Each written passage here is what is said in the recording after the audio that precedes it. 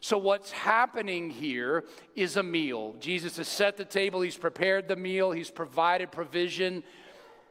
But it is not just a meal to fill a stomach. It is a meal to fill a heart and to give a mission.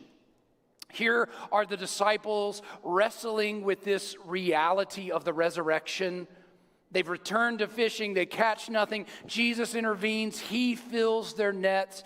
And then he invites them to this meal by the fire that is about fellowship and purpose and restoration. And maybe most importantly, listen to me, it is about reliance. Upon whom will you rely as a Christ follower? When everything falls apart, when you are at your most broken, when things are not going the way you'd like, when you feel defeated, when you are lost in the midst of sin, upon whom will you rely? At the heart of this story, and the message Jesus is teaching to the disciples 2,000 years ago and to you and me today, rely on him. Because remember, they weren't going to catch anything without him. That's bound up in the truth of this story.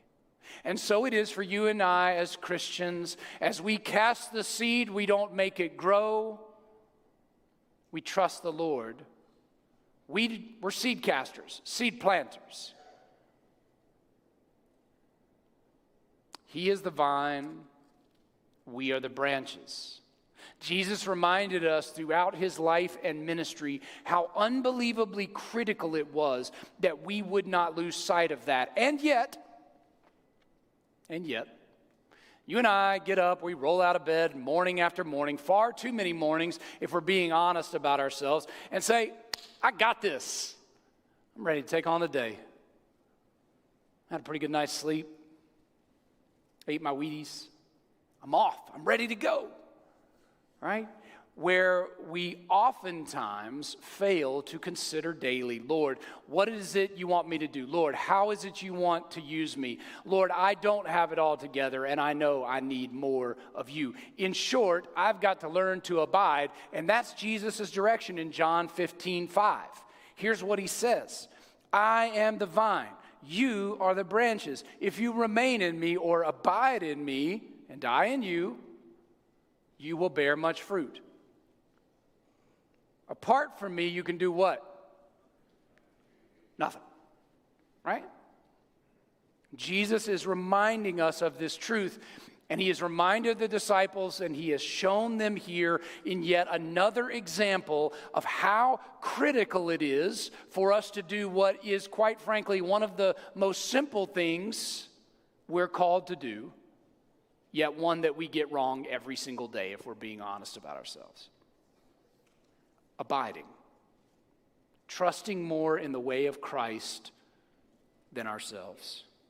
So after breakfast, Jesus asks Peter 3 times, do you love me? Do you love me? Do you love me? If you love me, feed my sheep, tend my lambs, take care. There's this repetition there, and the repetition is on purpose.